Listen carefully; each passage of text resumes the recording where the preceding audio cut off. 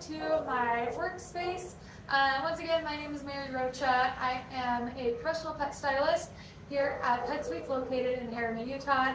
I am AKC Safe certified, AKC PGC certified, and then also certified in canine first aid and CPR. Here I have Chani. You'll see finished photos of her way sooner than this video goes out. Just finishing her dye job, actually, her creative groom, which I'm super happy with how it came out. She actually only has just a few more minutes, and then we get to rinse all of the dye off, so that will be fun to see how it actually turns out. So yeah. But in the meantime, I thought I would just start filming this video so I can get it edited and out to you guys pretty soon. So yay! Today we're going to be talking about my favorite grooming items. I have a few different categories, and then why I pick and like the things that I like, and other items that maybe I don't like we'll talk about on the way. My station you'll also probably see it get magically cleaned up by the time the next clip comes around, or one of the next clips. It's all the dye stuff I gotta wash out when I wash my dog out. But yeah, we will take a pause and then we will just dive right on into my favorite things. Okay, so the first 5 items that I love to use grooming, and these are items that I use on every single dog, basically, with the exception of like a bath dog, but basically every single dog that comes in with a full service usually will get touched by these items. Number 1 is my Kenshi Flash 5s, and then I have Alpha Grooming, just a gripper on there so that I don't drop them. I am usually an Andis girly when it comes to clippers. We'll talk about that a little bit later. But I did a lot of research when looking for a smaller clipper, and these were the ones that just fit what I needed the best. They have like 5 or 6 different speeds, I believe, and then they have 2 different 5-in-1 blades. The one I chose at the time was an 8 to a 30. Usually I keep it on the 10 unless I'm doing my own dogs or a very specific area of the dog. They do also have, though, I believe it's a 9 to a 40. Nope, sorry, it'd be a 7 to a 40, my bad. I didn't pick that one at the time because I didn't even know what a 40 blade really was and never had used one before. So that's why I picked this particular blade for this. But these blades, or these clippers, they don't vibrate as much. They're smaller, so on our smaller little dogs like Chihuahuas and Yorkies and Shih Tzus, we can get up in their sanitary a little easier, the less vibration, and so you can change the vibration speed. So if they're really super sensitive, you can lower it down. It takes a little bit longer to clipper, but you can keep the dog more comfortable with that. So these are great. That's why I use them on paw pads and sanitaries and the anus all the time on every single dog. I hardly ever use my big Andis clippers anymore for any of that. I also use it for armpits. They can maneuver kind of in the sensitive area there, and then shaving ears, and then the very front of your dog's muzzle. So yeah, love these to death. Don't see me giving them up anytime soon in case I actually might get another pair for home so I can do Rue's, she's on my feet right now, to do her face and feet at home so I don't have to bring her in all the time. So that's my Kenshi clippers. The next thing I use on almost every single dog is my nail Dremel. There are a lot of different brands of nail grinders or Dremels, but this is the one that I love most. It is just a plain old Ryobi. You literally get it at Home Depot. I think the reason I'm very impartial to this is because this is the one I first used. My mentor, her name's Missy, she actually had one, and then almost every single person at the salon I grew up in had this Dremel. So obviously it was an easy choice for me just to get this. But yes, I like it too. Just like the other one, it has varying speeds. I usually keep mine very high. Unless the dog's having a very difficult time, then we can lower it. Mine also has a diamond tip because I do use it every single day. It is actually curved so that it can get the nails even more smooth and a little bit extra curvy on that. So that is the Ryobi Dremel. I have tried other ones and they're either too loud or not powerful enough for what I like. Okay, next thing that I use on almost every single dog is our Chris Christensen. We have, this is either the big K or the big G, I forget which one is which, but the Coral Slicker Brush and the Chris Christensen Butter Comb. I love these. I use these on every single dog. This brush truly is the best thing. I actually probably need a new one because a couple of the bristles have started to snap off. I have had this brush now for almost all 3 years of my grooming career, and it's just starting to break, and I use it every single day. So yes, it is a little more money, but it is the best investment that you can make for your dog. That's why I recommend this brush to every single pet owner that I, come across. But yeah, best brush. It gets through mats and tangles. It has longer bristles. I've gone over this so many times. They're softer so that the dog isn't as reactive to brushing. Longer bristles so I can get through really, really long, thick, luscious doodle and poodle fur. It's amazing. I even use this on BB, and she loves it. She hates a normal slicker brush. This is great for her butt and ears. And then the Butter Comb by Chris Christensen. Usually I technically don't always recommend this to pet parents because it is an expensive comb. However, it's called the Butter Comb for a reason. It really can get through a lot of mats and get them out easier than other combs can. So in a pinch, any Greyhound comb will do at home, but this one, it's truly the best. I use it every single day. I've dropped it so many times. The ends are bent actually a little bit, the two end prongs. I need to get a new one. But this is like the best brush, or best comb. So that's my Chris Christensen brush and comb. Number 4 are my shears, my shark fin shears. I do have a couple other shears from Grooming Supply Co. for some of the more they're more groomer specific, I guess, with different finishes and stuff, and they do just fine. However, shark fins are the best. I am a left-handed person, and so I had to do a lot of research to figure out which shears were going to be the best for me, and these ones kept coming up as really, really amazing. They have the swivel thumb option, so that I don't have to break my wrist every time I need to get somewhere. I can just move my thumb, and it just works so much better. The swivel thumb is great. I don't think you need they have a step up and ultimate swivel. I don't think you need that. But yeah, these 2 shears, each pair is about $300. Definitely worth it. You can get shears for a lot less. And these are the 2 I use the most. These are my curves, and then these are my thinners. But yeah, shark fins are great. I love them to death.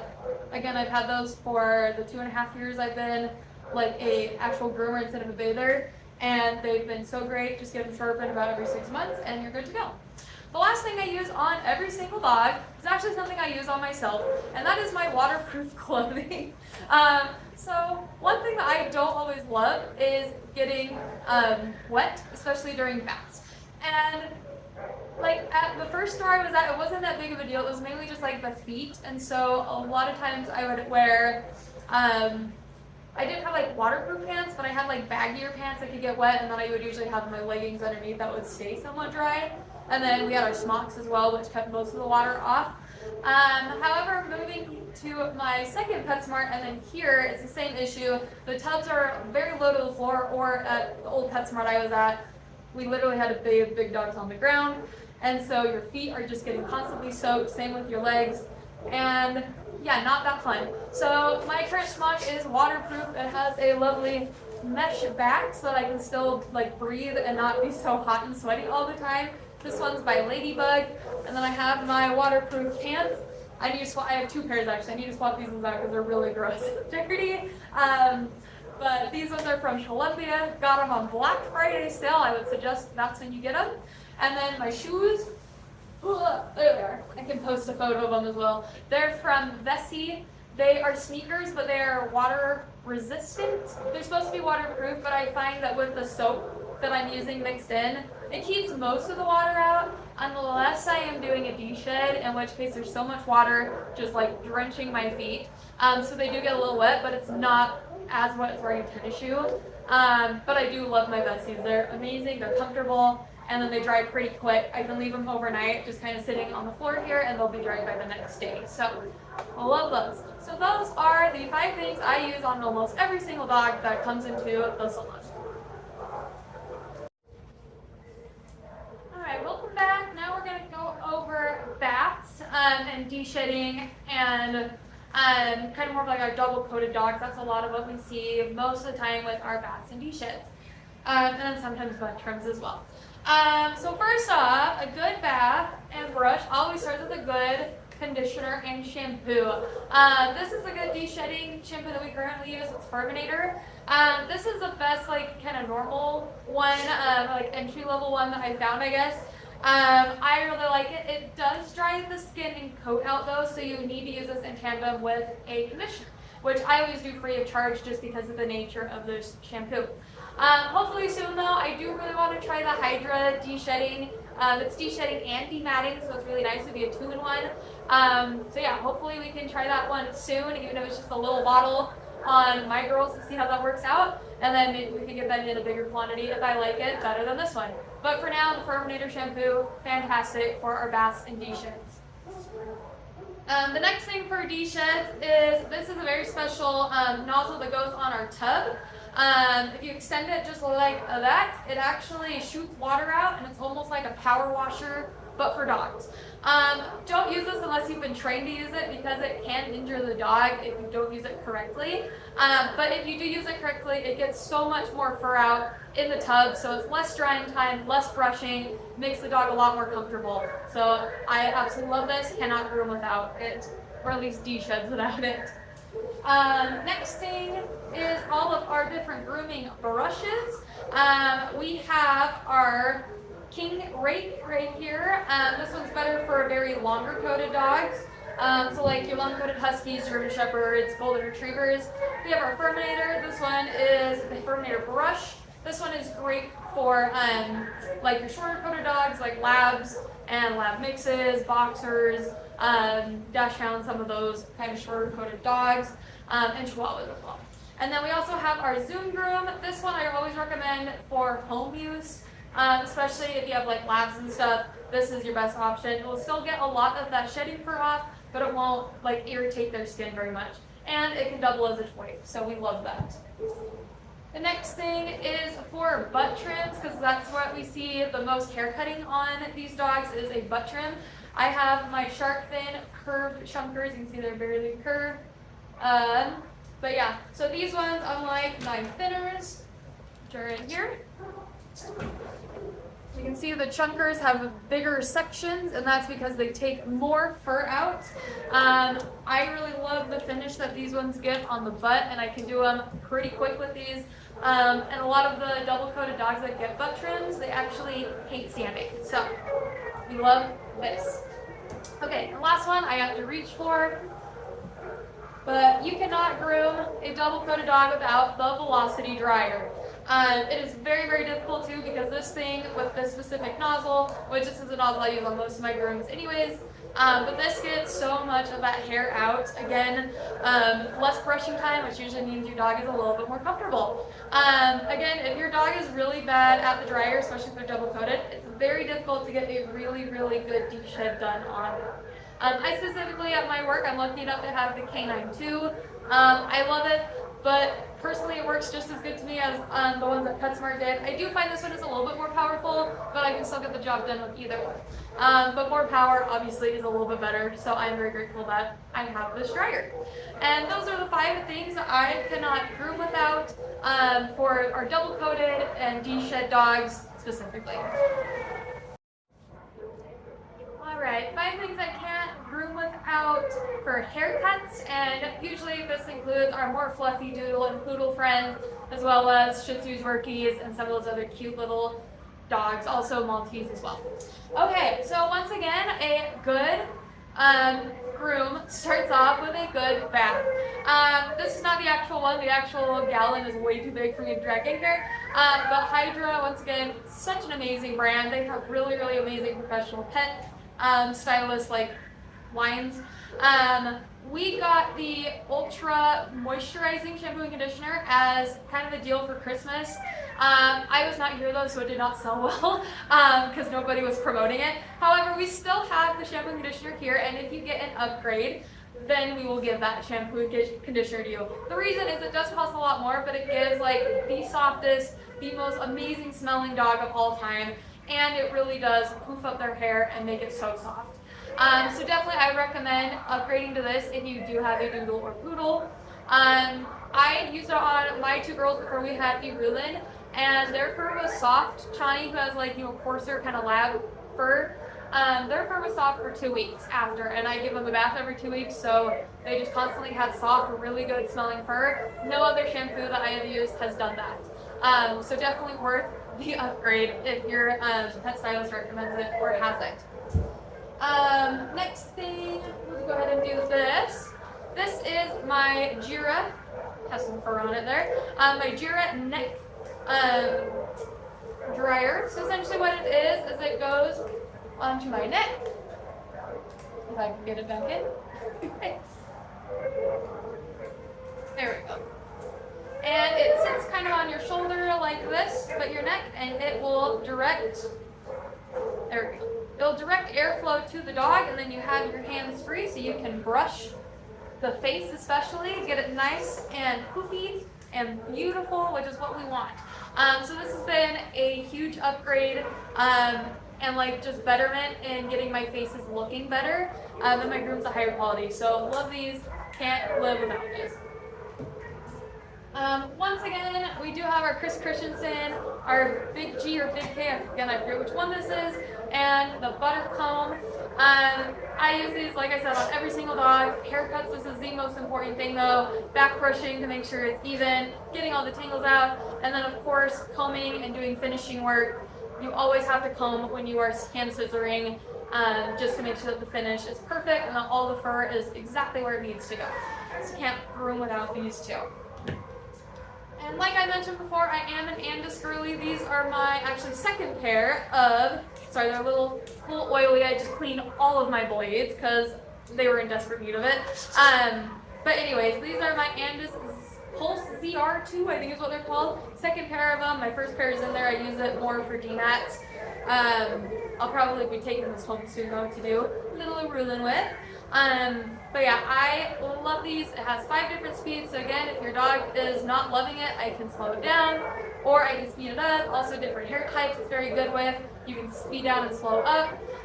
Different blades too. Some of them need to be faster or slower to get a better finish. I love those. I love too, it does have a detachable battery so that you can like have another one charged. I personally haven't had to need that. But yeah, and the battery lasts for so long. So I love this. I do know that a lot of other groomers are into either Heinegger or Wall. They are great clippers, but I found that the balance of them, it was too heavy on the battery side, and so you're constantly having to like overcompensate. Whereas these, I feel, have a very, very just good balance in the hand. So it's a lot easier to groom with. I'm not having to like overcompensate one way or another, and my hand doesn't hurt when I use them. So love, love, love these. And also with our clippers, lastly, right, 1, 2, yep, last thing, sorry, make sure it's 5 things. These are buttercut blades. You can see are right on there, nice buttercut, along with my pink markings to make sure everybody knows that this is mine. This is also my favorite length for most, just like one all over pet trims, which is our 1/2 inch. It's a pretty chunky blade, not as big as the 1 inch obviously, but still a good size blade. Buttercuts, I eventually will be swapping all of my blades over to them. They just have the nicest finish, the nicest cut.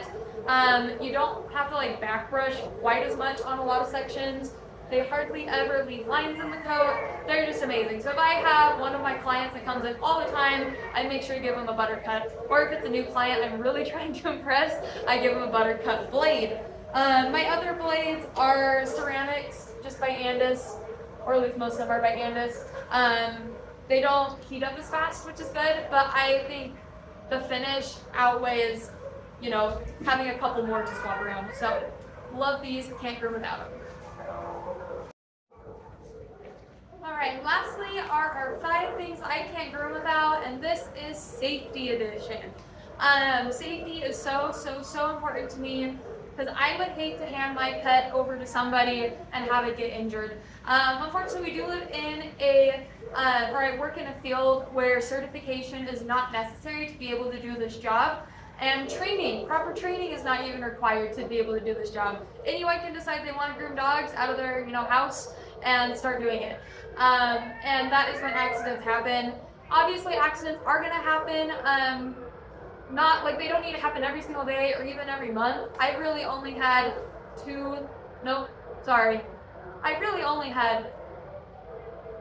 No, I actually haven't had a bad accident. All the little accidents I've had when I was at PetSmart, they were tiny little nicks. Anytime you nick a dog at PetSmart, you have to take it to the vet. It's a rule.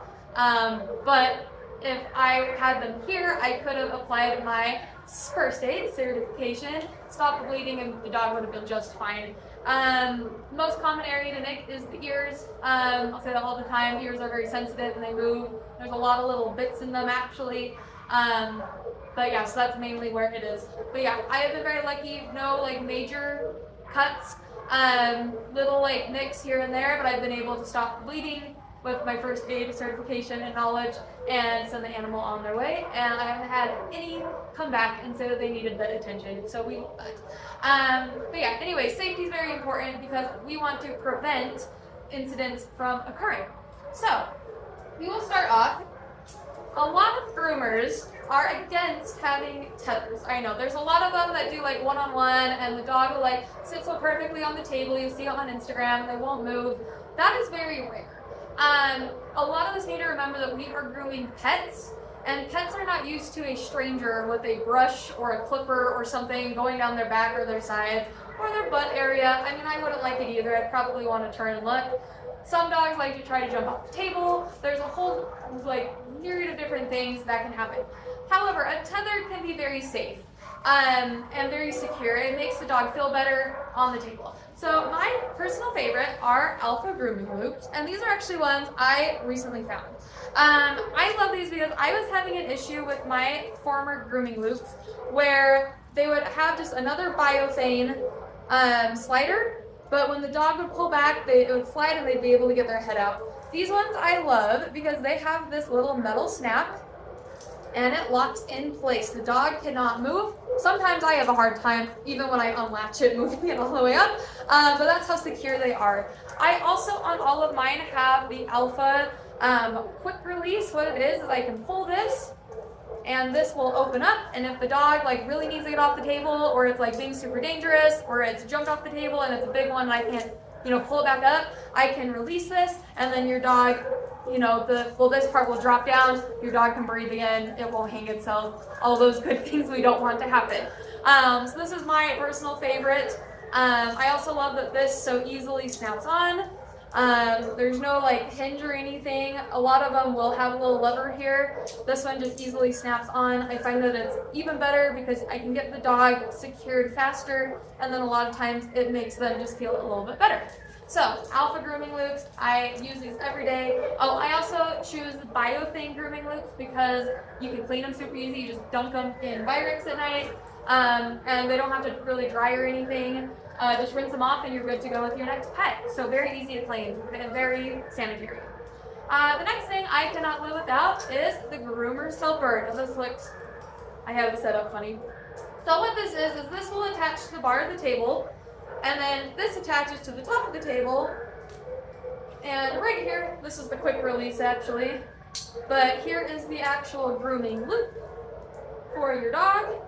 Their head will go in here. And what this is if a dog is trying to bite or trying to, keep spinning around or keeps trying to jump off the table, this keeps them secure. And it is, again, a very safe way to do that. You make sure that they have 2 fingers on both sides so they can breathe, but they cannot slip out. This is just like the alpha one. It is a very sturdy piece.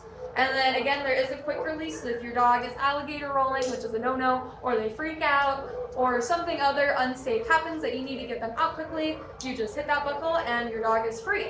So again, very, very safe, keeps them secure. A lot of dogs calm down when they're in this, even if they're like super antsy. So yes, another thing I cannot groom without safety-wise. Okay.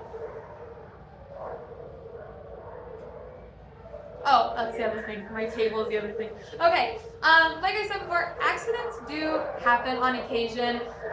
We are in a field where we are grooming a live animal, and most of these animals are with a strange person, such as myself. I'm a strange person to your dog, unless they come to me regularly.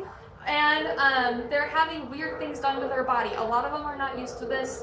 They want to see what's going on, so occasionally a dog will move and you'll cut it, and that's just how it is. Most groomers though know how to do this and treat this.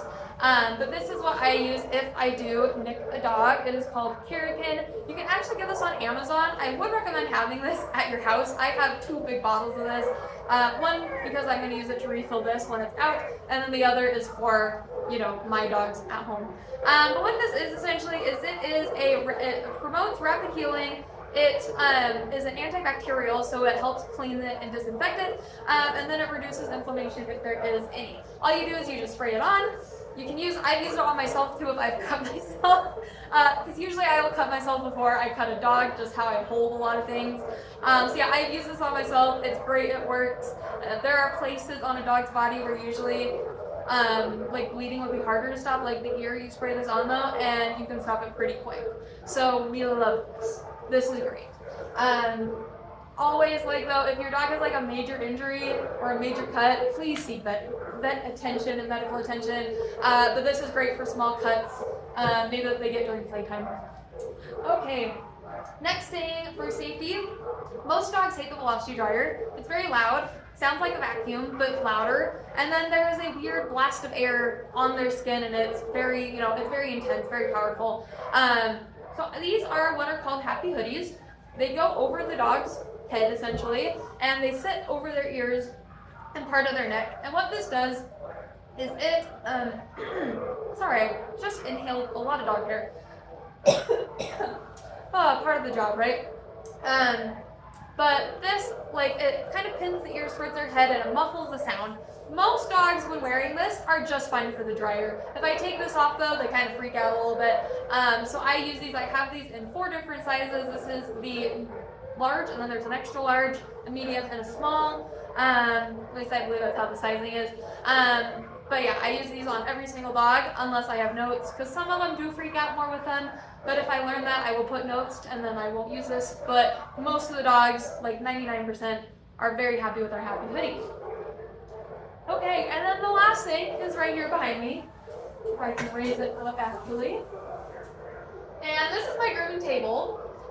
It is what they call a hydraulic grooming table. So it is raising up. There are hydraulics that are at work right now underneath it. This is amazing. At home I do not have one. I literally have just a dinky little setup on our old kennel, which you've seen before. And luckily Rue is small enough I can just lift her up. However, if I had a big dog, I could not lift them up this high, which is where I need to be able to groom them. It's great. It prevents back injury. When I was pregnant, it was amazing because I couldn't bend over with my baby.